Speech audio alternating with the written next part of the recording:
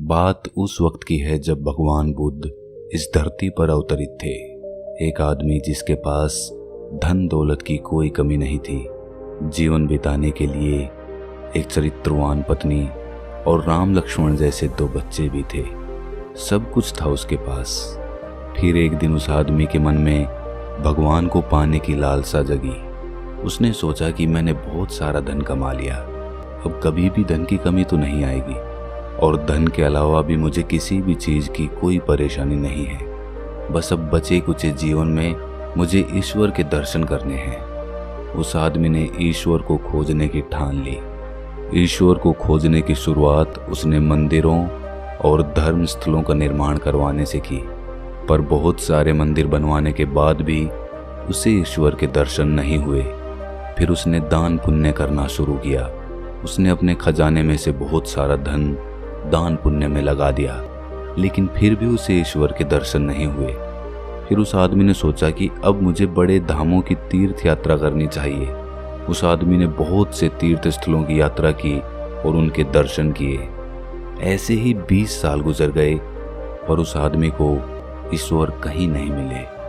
भगवान को पाने की कोशिश करते करते वो इंसान थक गया और आखिरकार एक दिन महात्मा बुद्ध के पास पहुंच गया और कहने लगा कि हे बुद्ध, मैं 20 साल से ईश्वर को खोज रहा हूं, पर मुझे ईश्वर कहीं भी नहीं मिले।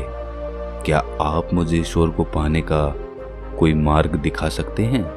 उस आदमी की बातें सुनकर महात्मा बुद्ध उससे पूछने लगे कि ईश्वर को खोजना कोई बड़ी बात नहीं है, वो तो बड़ी आसानी से मिल जाते हैं।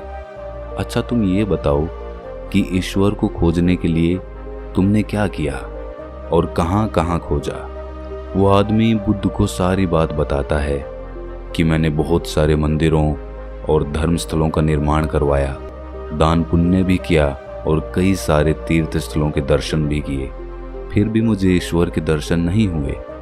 महात्मा बुद्ध उसकी बातें सुनकर हंस पड़े और कहा, ठीक है, तुम्हें ईश्वर के दर्शन करने हैं ना, तुम शाम के वक्त मेरे पास आ जाना, तुम्हें ईश्वर मिल जाएंगे। वो आदमी आश्चर्य से भरकर वहां से चला गया। वो सोच रहा था कि बुद्ध मुझे कैसे ईश्वर के दर्शन करा सकते हैं। फिर कुछ देर बाद संध्या होने को आई, पर महात्मा बुद्ध संध्या होने से पहले कुछ ढूंढ रहे थे। उनके शिष्यों ने आकर पूछा कि हे बुद्ध, आप क्या ढूंढ रहे हैं? महात्मा बुद्ध ने कहा कि मेरे पास एक कीमती मोती था, परंतु वो कीमती मोती खो गया है, उसे ही ढूंढ रहा हूँ। महात्मा बुद्ध की बात सुनकर शिष्य भी उस मोती को ढूंढने में लग गए। सभी मोती को ढूंढ ही रहे थे कि इतने में वो आदमी भी वहां पर पहुंच गया। उसने देखा कि कुटिया के बाहर महात्मा बुद्ध और उनके शिष्य कुछ ढूंढ रहे हैं। उस आदमी ने बुद्ध के पास जाकर पूछा कि हे बुद्ध, आप क्या ढूंढ रहे हैं? महात्मा बुद्ध ने बताया कि मेरा कीमती मोती खो गया है, उसे ही ढूंढ रहा हूँ। ये सुनकर वो आदमी भी उस खोए हुए मोती को पूरी लगन से ढूंढने में लग गया। ढूंढते ढूंढते रात होने को आई, पर मोती नहीं मिला। वो आदमी परेशान हो गया और फिर उसने महात्मा बुद्ध से पूछा कि गुरुजी, आपने आखिरी बार मोती को कहाँ देखा था? ठीक से याद कीजिए। महात्मा बुद्ध सोचकर बताते हैं कि मैंने आखिरी बार वो मोती कुटिया के अंदर देखा था। ये सुनकर वो आदमी गुस्से में आ गया और बुद्ध से कहने लगा, आप में थोड़ी सी भी अकल नहीं है बुद्ध? अगर मोती आपकी कुटिया के अंदर गुम हुआ है तो कुटिया के अंदर ही मिलेगा ना, बाहर थोड़ी मिलेगा।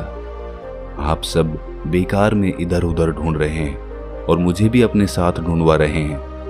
आप अपना तो समय व्यर्थ कर ही रहे हैं और दूसरों का भी समय व्यर्थ कर रहे हैं। फिर महात्मा बुद्ध उस आदमी की तरफ देखकर मुस्कुराने लगे। ये देखकर वो आदमी बोला कि हे बुद्ध, आप हंस क्यों रहे हैं? मुझे कुछ समझ नहीं आया। महात्मा बुद्ध बोले कि मैं तुम्हें यही तो समझाना चाहता था कि जिस ईश्वर को तुम 20 सालों से बिना सोचे इधर उधर ढूंढ रहे हो, तुमने उसे कभी अपने अंदर की कुटिया में खोजा ही नहीं।